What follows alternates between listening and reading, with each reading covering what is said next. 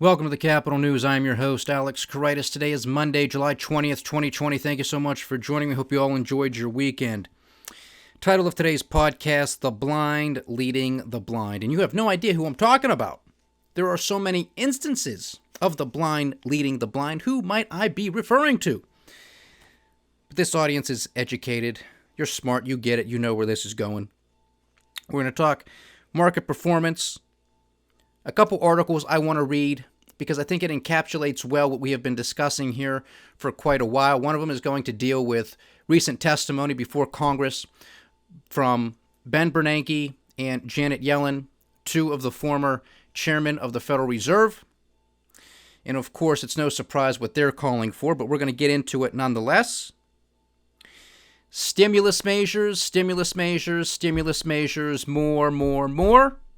Here in the United States, this weekend they were debating over in the European Union how much more they want to spend as well. But Europe is Europe. They can't agree on anything. Everybody's got to jockey for position, jockey for power, point the finger, blame the Italians, blame the Greeks, blame the Germans, blame everybody. That's what they do. The European Union is going to collapse in due course. I've been saying it here since this podcast has been online. I still believe that to be the case. They're done. It's just a matter of time. They will unwind. And these numbers that they come up with at this juncture, ladies and gentlemen, I think it's just completely irrelevant. This is a complete house of cards. It is entirely in our faces. These people do not care about you. They don't care about us. They don't care if it's 750 billion euros, if it's $1 trillion, if it's $2 trillion, if it's $3.5 trillion. They're going to pick a number out of a hat. They're going to vote for it. The president's going to sign it into law. We're as broke as a joke. We don't have the money, so we're going to go to the printing press like we're a banana republic because we are. And we're just going to print the Banana Republic funny money, and we're just going to distribute it. Where the bulk of it is going to those closest to the source. So obviously the government is going to get bailed out. States are going to get bailed out. Pension funds are going to get bailed out.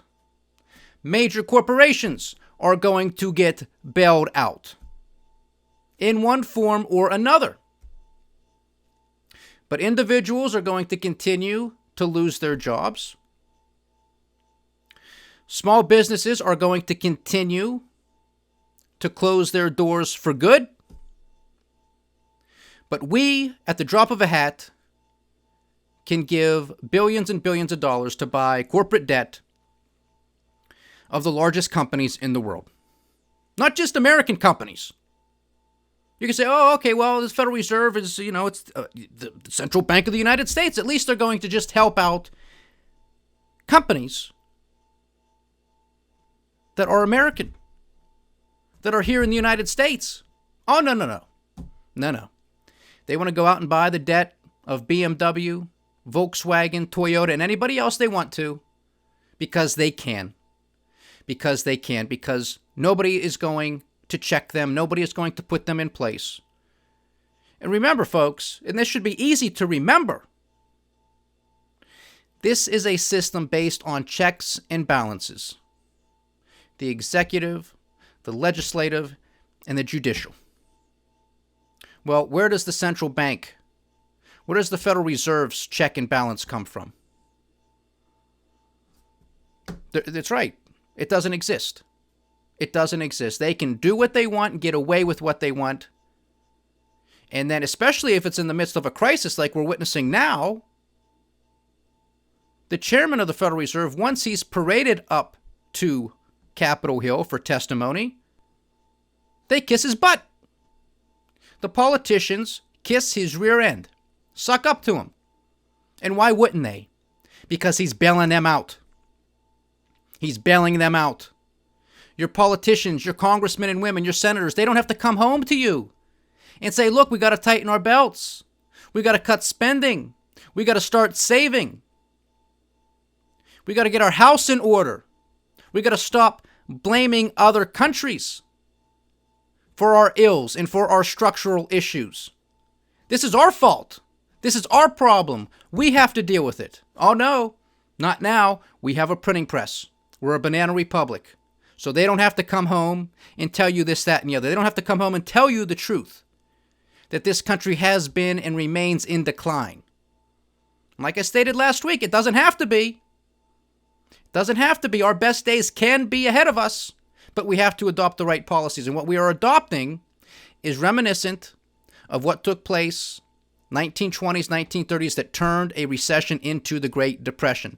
And what we are doing now, because we do not have as many tailwinds as we did back in the 1930s, 1940s, especially following World War II.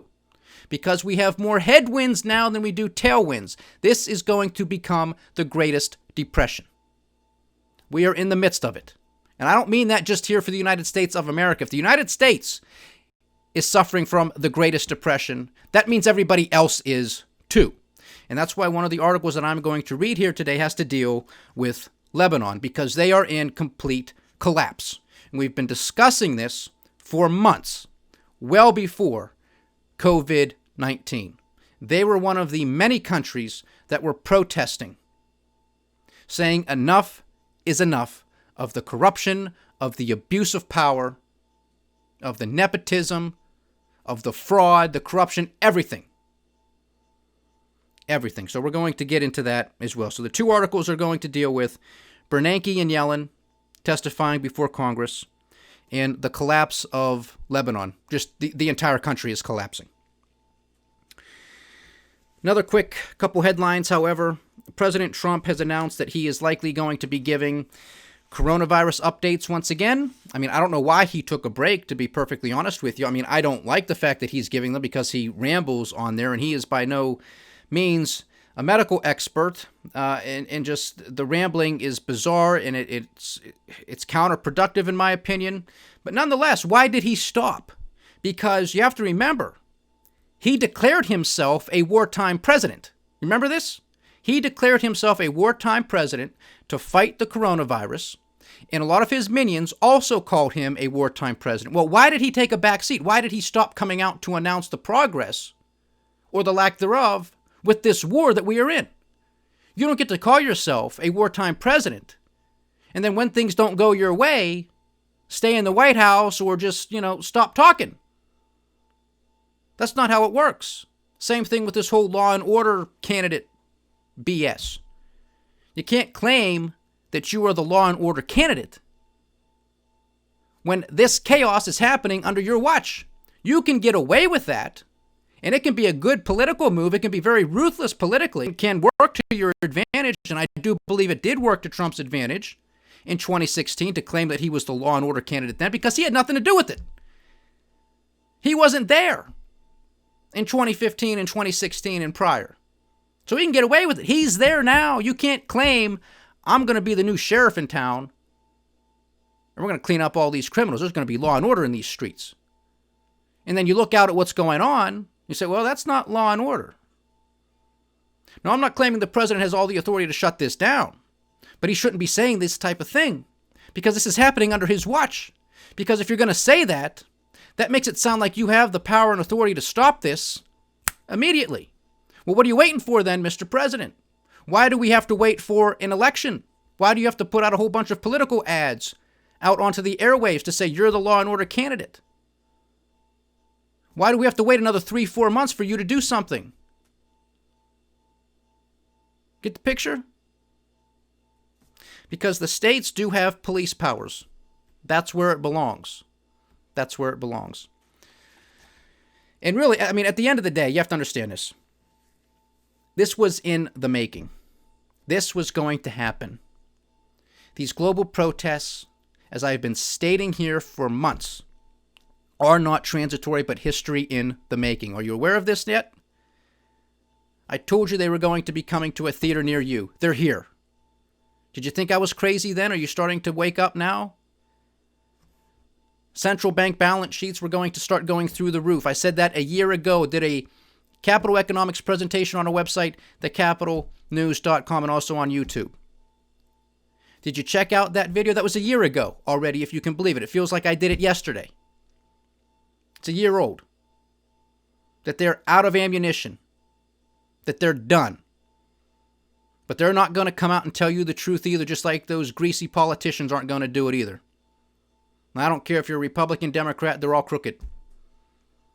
96-0, 0 votes for America. Okay? Wake up. Wake up. I don't care what they say. Look at what they do. Don't fall for that trap. Well, it sounds good. That's what I like to hear. And then go vote for it. And then you ponder, you scratch your head 2, 4, 6 years later. Why didn't they do anything? They told me that they were going to do this, and they didn't.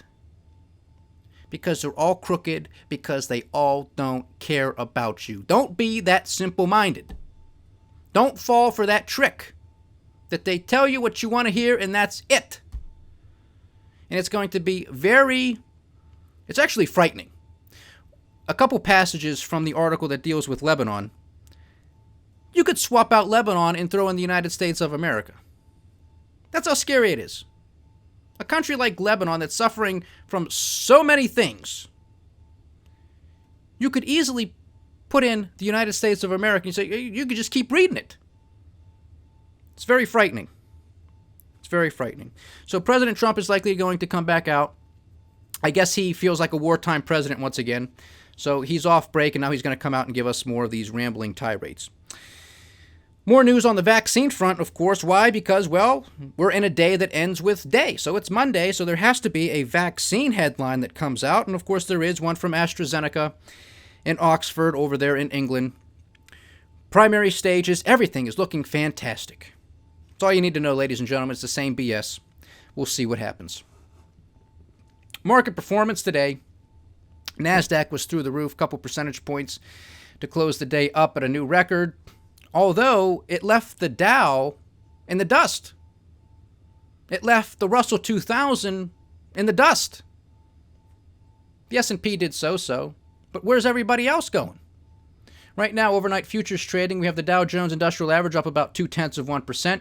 The S&P 500 is trading about 0.3%. The NASDAQ 100 is up 0.9%, now trading above 11,000 points. We were at 10,000, a record, a few weeks ago, a month ago? So we're gaining 10% in a month in the midst of the greatest depression, in the midst of a global pandemic. Can you say inflation? Can you say manipulation? Can you say banana republic? Because we're in it. Cash trade in Japan is gaining 0.7%. Pretty much an up day across the board in Europe as well, up about 1%. Cash trade in Australia, they are booming as well. They are up 1.7% at the time of this podcast. Looking at some of the big boy shares, Apple gained 2%. Tesla gained an additional 9.5% for the day. Microsoft is up 4.3%. Amazon gained nearly 8%, which I think made founder and CEO Jeff Bezos, I believe, about $13 billion richer just today alone. Good for him. Alphabet, the parent company of Google, is also up 3.5 percentage points, and Facebook, to round it out, was up 1.4%. On the commodity front, you would think that with all of this great, fantastic news, that oil would just be taking off because of all of this pent-up demand that's just out there waiting for this miraculous V-shaped recovery. WTI, nonetheless, is still trading at $40.84. Brent, the international metric, is at $43.34. Natural gas had another down day, $1.64.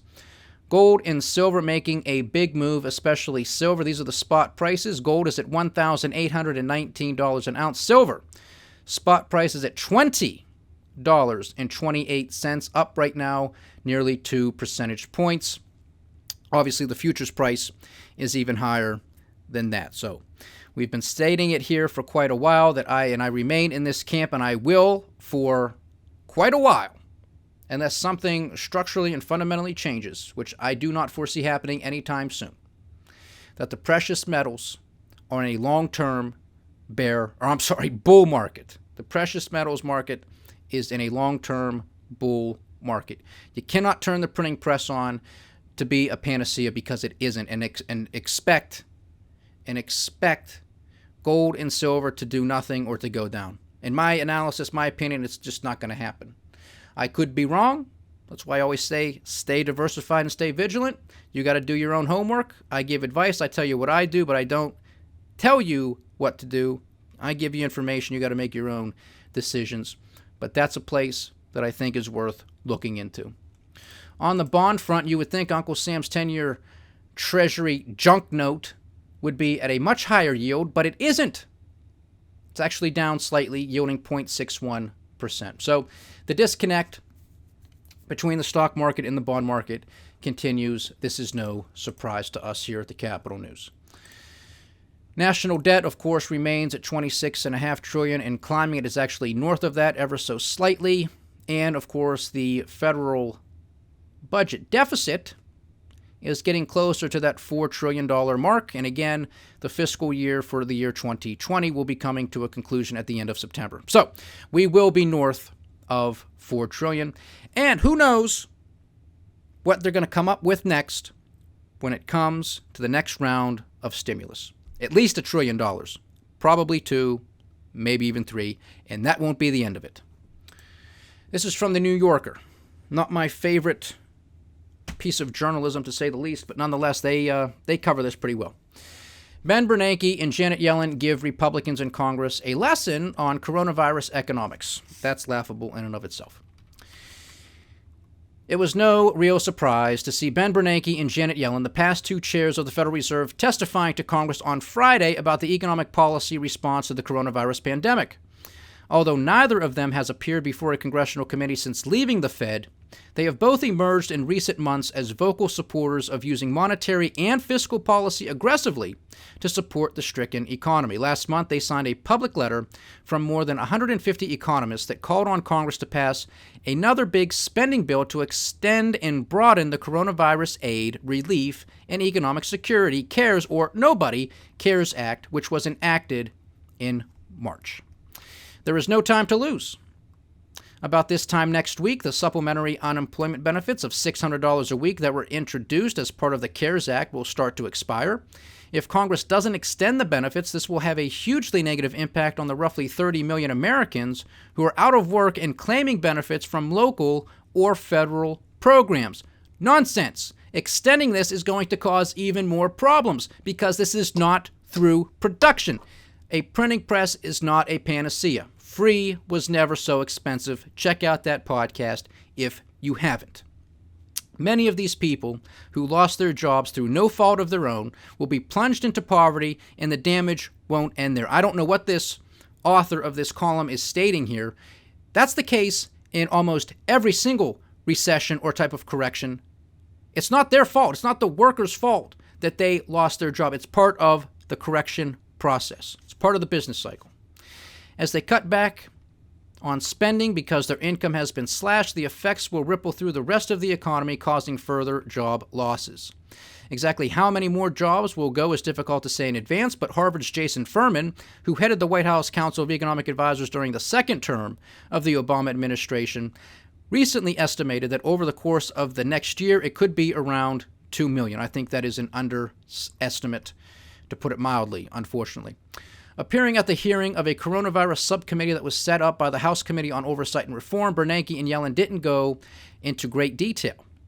Drawing on some basic economics and their experiences dealing with a previous crisis, the Great Recession and its aftermath, they did persuasively explain why Congress should act urgently on 3 fronts: extending the supplementary unemployment benefits, providing additional financial support to state and local governments, and developing a comprehensive plan to make available adequate testing, medical equipment, and contract tracing, because now everybody is a medical expert and epidemiologist. The 2 former policymakers, who are both highly regarded academic economists, not by me, also pushed back against recent suggestions from the White House that the new spending should be limited to $1 trillion. Yellen said it was hard to tell precisely how much financial support might be needed, so it would be unwise to impose a spending cap. I know $1 trillion is just a tiny amount. Bernanke said, quote, "Whatever it takes is probably what we need to be thinking now," end quote. He's on the whatever it takes bandwagon too, folks. You're going to be paying for it. Bernanke also pointed to recent signs of stalling in the economic rebound that we've seen over the past couple of months, as many states saw case numbers rise. But some Republican members of the subcommittee seemed less interested in debating what measures were needed. Blah, blah, blah, blah, blah. Jim Jordan, don't really care about him. The former Fed chairman wasn't getting into it with Jordan, so I'm not going to bore you with those details. A number of the Republicans on the committee expressed frustration at the fact that because of the enhanced unemployment benefits, some jobless Americans are currently receiving more income than they were when they were employed.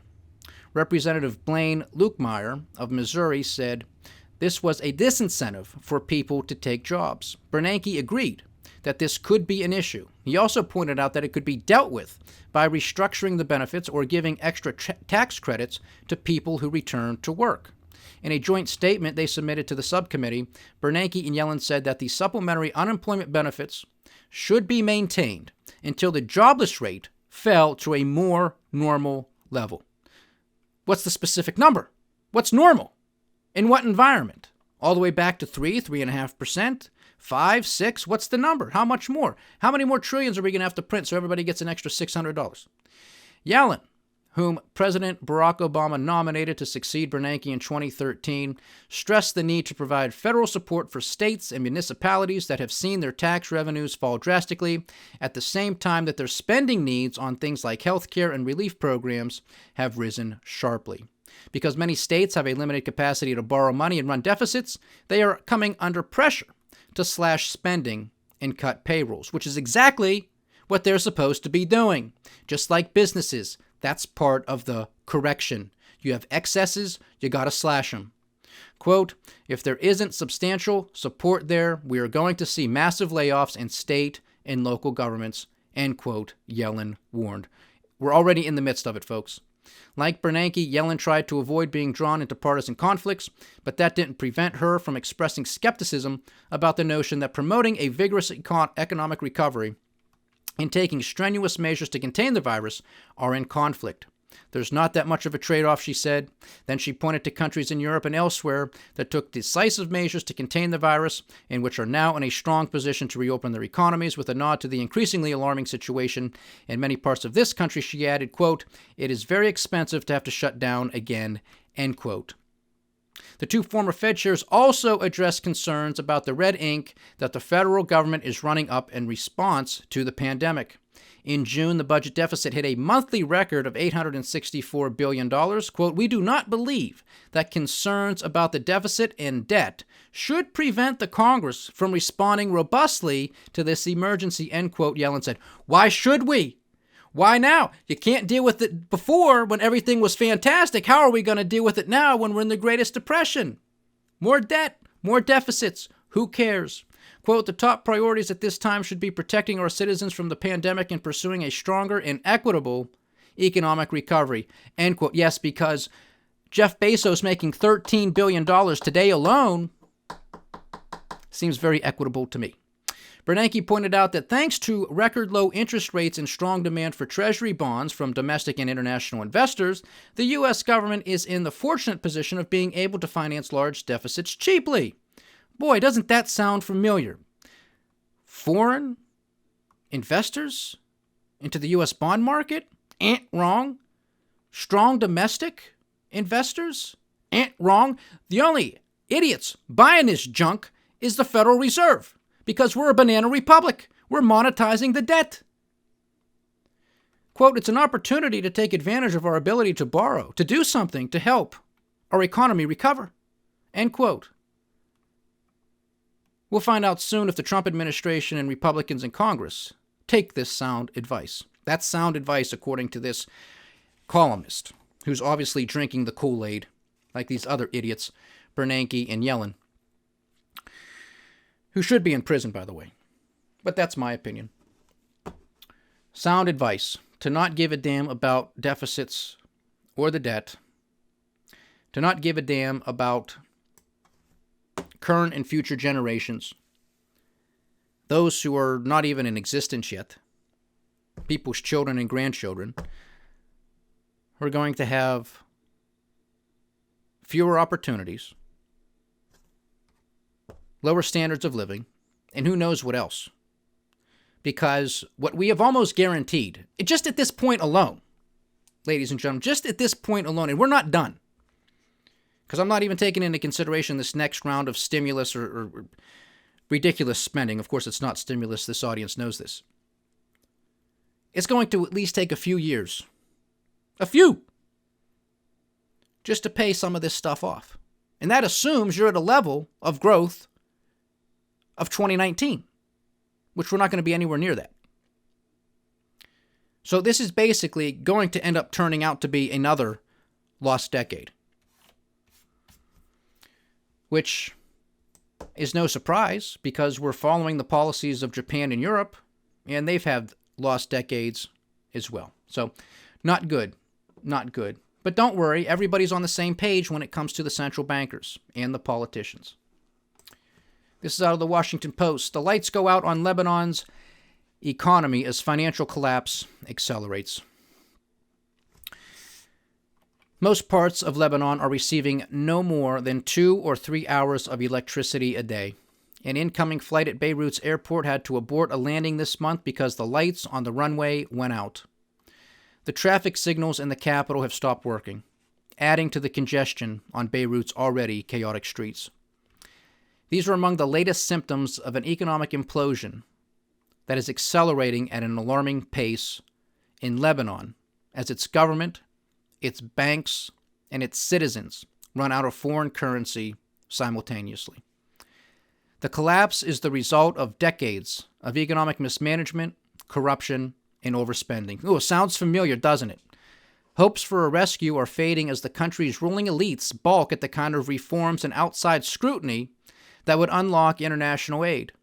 Talks with the International Monetary Fund, the IMF, to secure a $10 billion loan have stalled.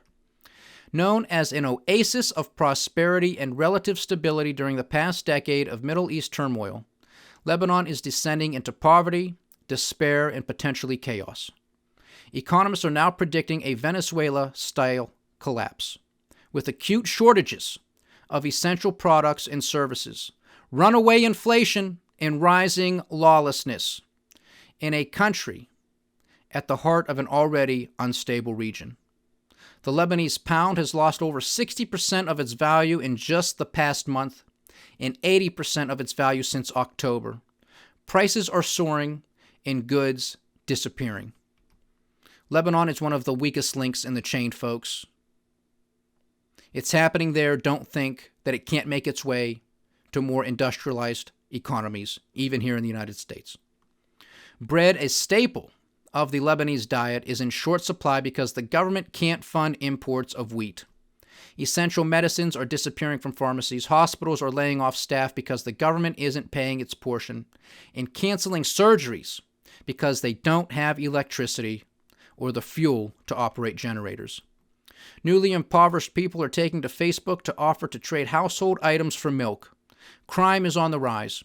In one widely circulated video, a man wearing a coronavirus mask and wielding a pistol holds up a drugstore and demands that the pharmacist hand over diapers. Quote, Lebanon is no longer on the brink of collapse. The economy of Lebanon has collapsed, end quote, said Fawaz Gerges, professor of international relations at the London School of Economics. Quote, the Lebanese model established since the end of the Civil War in 1990 has failed. It was a house of glass, and it has shattered beyond any hope of return, end quote.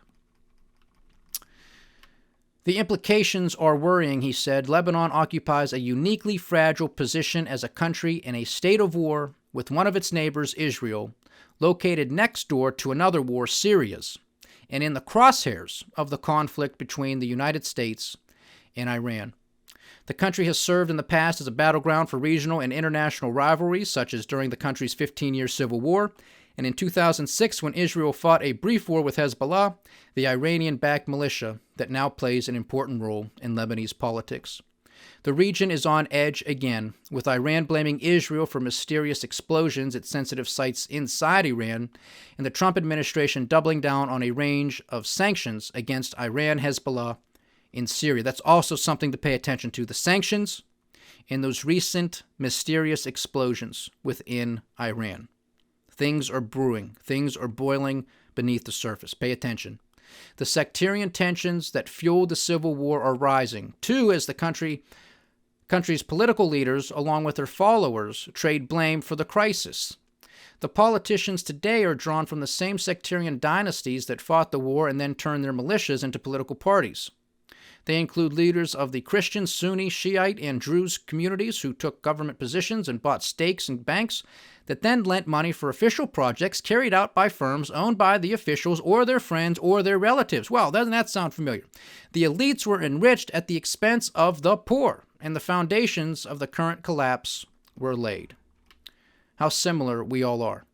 No one is anticipating another war soon, according to the professor, but there are expectations of deepening social and political unrest that would risk a wider conflict and perhaps draw in regional powers, as has happened in recent years in Syria, Libya, and Yemen, and in Lebanon in the past. Quote, "This isn't your average small country collapse," end quote, said Mike Azar, a Beirut-based financial analyst. Of the 6.8 million people living in the country, 1 in 5 is a refugee, most of them Syrians, giving Lebanon the highest per capita refugee population in the world, according to the UN and the World Bank. They will be hit hardest as prices soar beyond their meager means and as the work in the informal sector they rely upon dries up. Hundreds of thousands of Lebanese are now expected to join them in poverty. Hundreds of thousands. The WFP, the World Food Program, already feeds 750,000 Syrian refugees in Lebanon. Now, for the first time since the 2006 war with Israel, the organization plans to start distributing food to hungry Lebanese with the expectation of reaching an equivalent number by the end of the year. So 1.5 million people out of a country of 6.8 million are going to be fed by the World Food Program. Astonishing. The Lebanese themselves could become refugees, as those with the ability to do so seek to flee the country, said Nasser Saidi, a former Lebanese economic minister who is now a financial consultant in Dubai. There could be a massive refugee crisis, he said. Is this what Lebanon and the rest of the world want? Do they want another failed state on the Mediterranean? Yet there is no sign that the world is prepared to step in to help. 6 weeks of talks between the government and the IMF have hit a dead end, stalled by arguments among members of the Lebanese delegation over how much money has been lost and how to distribute the losses, according to 3 people familiar with the talks. Quote, "It has been really difficult," Kristalina Georgieva, the IMF's managing director, told reporters late last month. Quote, "The core of the issue is whether there can be unity of purpose in the country," end quote. Lebanon's Western allies long ago made it clear that they won't help out until the government undertakes efforts to reform the corrupt and bloated public sector. An $11 billion package of loans and investment has been on offer since 2018, on the condition that the government undertake some limited changes. It has not. The wealthy Arab countries of the Persian Gulf, which piled in to help rebuild after the 2006 war, have said they will not offer any more assistance to the country in which Hezbollah, backed by Iran, is a dominant force. Whether Lebanon's powerful political elites will ever consent to the kind of reforms that would unlock international assistance is perhaps the biggest question right now. They are the chief beneficiaries of the system that bankrupted the country, and it is widely suspected that much of the missing money wound up in their pockets or in overseas bank accounts, said Dan Aziz, a Beirut-based financial analyst. It continues, it's the same junk. Ladies and gentlemen, as I stated at the top of the podcast, you could swap out Lebanon for the United States. You could swap out Lebanon for a handful of other countries around the world. It's going down. It's a Ponzi scheme. It's a house of cards. It's a house made out of glass, as was stated here in this article. How much more of a collapse do you need to see before you realize that this is a fraud? You understand, even when you listen to the financial media, that the Federal Reserve and the government, through all of these spending measures, are propping up the stock market or are propping up businesses, propping up zombie companies. If we had a solid foundation, it doesn't need to be propped up. because the foundation is solid. You need to prop things up, institutions up, financial markets up, when the foundation is weak, when it's crumbling, when it's fake. Do you realize this yet? Have you peacefully protested, as I have suggested months ago, to leave the Republican Party, to leave the Democrat Party, to become an independent, a libertarian, a constitutionalist, Green Party? I don't care. Mickey Mouse Club, as I like to say, pick one. But leave them, because the two-party system has left you and has abandoned our Constitution a long time ago. It's just a release valve. That's all it is. One party's in power for 4 years, 6 years, 8 years, boom, turn the valve. Release the energy so the other side can vent, and now they have their day in the sun. It's all it's going to be again.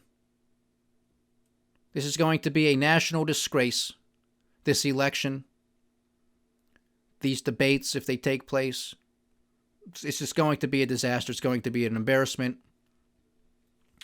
It's not something we're going to take any pleasure in watching. Neither of these individuals, President Trump or Joe Biden, are the man for this hour. They're just not. They're just not. Trump doesn't exhibit, nor does he have, the leadership qualities and characteristics.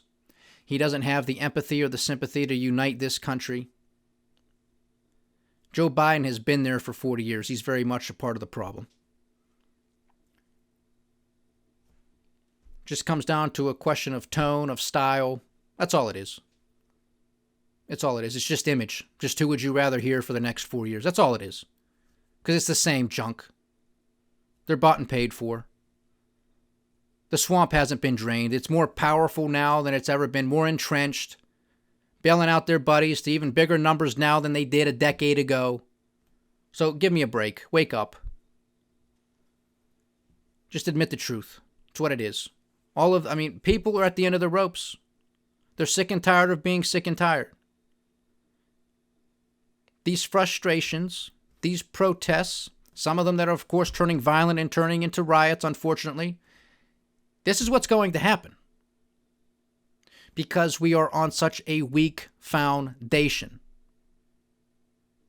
You haven't seen complete collapse here because we're such a big country. Because our electricity is still on. But we're all interconnected. We're all a part of the chain, and we have the weakest links starting to break down entirely. They were breaking down before COVID-19. They are in complete collapse now. It took several months for those protests to make their way here in the United States. Let's see how long it takes until we're in total collapse. I hope it doesn't happen. I hope it doesn't happen. But in order for it not to happen, we can't do the same thing that those elites, that those politicians, that those bureaucrats in Lebanon are doing. We can't go down the same path. But we are going down the same path. So can we expect a different result? And the answer is no. That would bring us to the same logical conclusion. But if we restored our constitutional rights, if we restored our liberties and our freedoms, if we restored free market capitalism, if we went after our issues structurally and instead of blaming the Chinese or the Mexicans or anybody else, we took responsibility for our own problems and did something about it, then we wouldn't have to go down the path of collapse. But we're not anywhere near doing that. We're turning on the printing press like the banana republic that we are. We're spending more money that we don't have. We're kicking the can further and further down the road. Just completely saturating current and future generations with so much debt and lost prosperity, it's criminal. And now you have all of these other geopolitical tensions brewing once again. And God forbid we end up in another war. But I foresee civil wars, government overthrows, or at least attempts, and who knows what else. Because all of this is coming to a head No country is taking responsibility for their own flaws, for their own problems, for their own structural issues. It's always somebody else's fault. It's China's fault for us. It's Mexico's fault for us. For the Chinese, it's our fault. It's the Japanese fault for... I mean, nobody's going to take responsibility. So in order to distract the people, you'll have conflict. You'll have conflict. It's the same playbook. Don't fall for it. Please, don't fall for it again. The blind leading the blind. Stay diversified, stay vigilant, and stay with the Capital News. I am Alex Karitis. Godspeed.